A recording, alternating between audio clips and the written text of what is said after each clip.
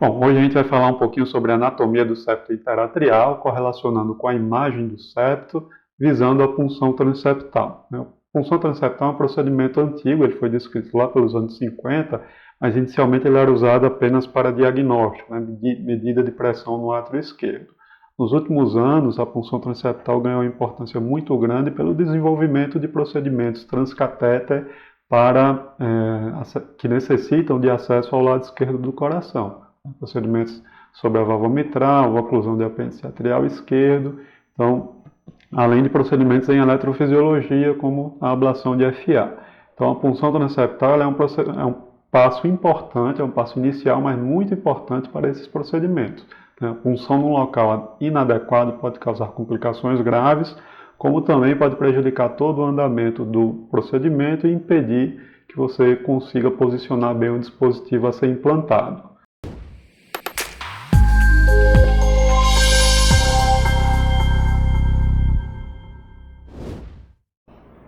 Então a gente vai falar um pouquinho sobre a anatomia do septo de forma tridimensional, de forma que a gente consiga entender essas estruturas adjacentes ao septo e entender como elas vão se apresentar na imagem, principalmente na ecocardiografia.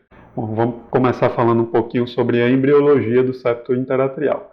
Primeiro é importante entender que o septo, na verdade, ele não é uma estrutura única. Ele é formado, na verdade, por duas camadas que vão se fundir durante o desenvolvimento. Os átrios, eles começam como uma estrutura, como uma câmara única. Por volta de 28 dias de gestação, a gente tem o início da formação do septum primum e por volta do segundo mês de gestação, a gente tem a formação do septo secundum, que na verdade não é apenas um septo, ele não é uma membrana só, ele é formado pela invaginação das paredes do átrio. Então, durante o desenvolvimento vai ocorrer a fusão parcial do septum primum com o septo secundum, permanecendo aí uma comunicação do lado direito com o lado esquerdo através do forame oval. Após o nascimento, a maioria das pessoas vai fechar completamente, as duas membranas vão se fundir completamente e não vai ter comunicação do lado esquerdo com o lado direito, mas em até um quarto das pessoas vai permanecer aí o forame oval pérvio. Importante notar aqui que nessa região onde a gente tem apenas uma camada, nessa região chamada fossa oval, a gente tem apenas uma camada, apenas o septo primum, e é nessa região que a gente vai fazer a punção transeptal e, dependendo do procedimento, vai ter uma localização específica dentro da fossa oval. Mostrando aqui de forma esquemática a anatomia do septo, eu estou vendo o septo interatrial a partir do átrio direito. A gente tirou a parede do átrio e eu estou vendo o septo interatrial em face.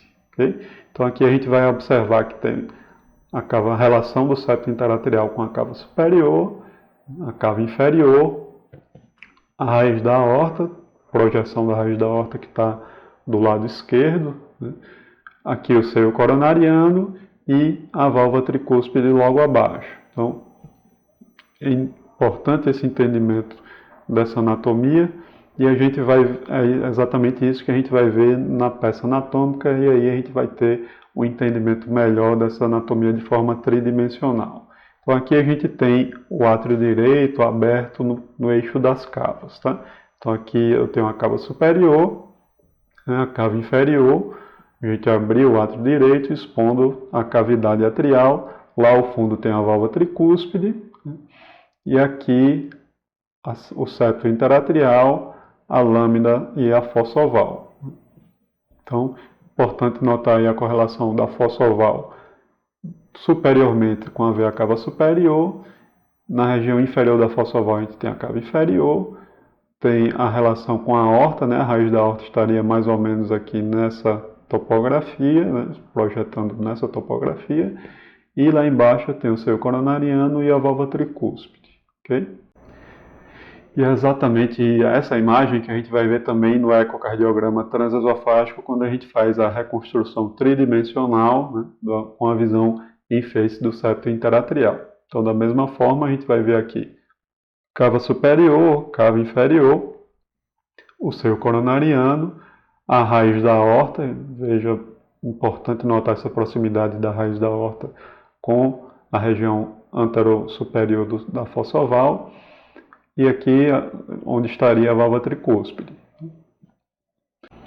Então, nessa visão aqui do septo em face, a gente pega e faz um corte no eixo das cavas, pegando a cava superior, o septo interatrial e a cava inferior, a gente vai ter justamente a visão do ecocardiograma transesofágico no plano bicaval, que é normalmente por volta de 90 graus. Então, no bicaval, o que é que a gente vai ver? Na peça anatômica, a gente vai ter essa imagem aqui. Então, aqui eu tenho a cava superior, né? Eu abri o átrio novamente aí no eixo das cavas, eu tenho onde seria a topografia da cava superior, né? Mais abaixo a cava inferior, né? Veja a proximidade aí da cava superior com o apêndice atrial direito. Aqui eu estou vendo a cavidade do átrio direito aberta, lá ao fundo tem a válvula tricúspide, né? E aí o septo interatrial separando da câmara do átrio esquerdo. Okay? Então, no bicaval é justamente isso que a gente vê no eco, né? Cava superior, a cava inferior, átrio direito separado do átrio esquerdo pelo septo interatrial. Tá? Então essa é uma visão muito importante para a gente entender e localizar qual a região superior do septo interatrial e a região inferior. Então o que está aqui próximo da cava superior é a região superior, o que está mais próximo da cava inferior seria a região inferior do septo. Então essa é uma visão importante para localizar a punção em relação ao eixo superior e inferior. Voltando aqui com a imagem do septo interatrial em face, se eu faço um corte agora unindo o septo interatrial com a raiz da aorta, eu vou ter a visão de 45 graus do eixo do transesofágico, que é o chamado eixo curto da válvula aórtica. Então o que é que a gente vai ver nesse corte? Aqui eu tenho o átrio direito, né, a válvula tricúspide, o átrio esquerdo e a válvula mitral, separando o átrio direito e o átrio esquerdo, o septo interatrial. Aqui, mais anteriormente, eu tenho a válvula aórtica, né, com a cúspide coronariana direita, cúspide coronariana esquerda e a cúspide não coronariana, que é a que fica mais relacionada ao septo interatrial. Tá? Então essa imagem é exatamente o que a gente vai ver também no ecocardiograma transesofágico. Só que é importante notar que aqui no transesofágico eu estou com a sonda aqui na região posterior, tá? Lá no esôfago. Então a gente vai começar vendo os átrios, né? Átrio direito e átrio esquerdo, e aqui eu tenho o septo interatrial e a raiz da aorta. Esse é um corte muito importante para a gente ver no transesofágico, ver o que é anterior e o que é posterior. Então, o que está mais próximo da aorta é a região anterior do septo, o que está mais distante da aorta é a região posterior. Então, é um corte essencial para a gente evitar aí lesão na aorta e evitar complicações graves. Então, voltando aqui para o nosso septo interatrial na visão em face, agora se eu faço esse corte unindo o septo interatrial com a válvula atrioventricular, com a válvula tricúspide, eu vou ter a seguinte visão. Eu vou ter o corte de 4 câmaras do transesofágico, que é o corte de 0 graus. Então, o que é que eu estou vendo aqui? Estou cortando nesse sentido. Então, eu estou vendo os dois átrios, o átrio direito e o átrio esquerdo, e os dois ventrículos. O ventrículo esquerdo, o ventrículo direito, a válvula tricúspide e a válvula mitral. Tá?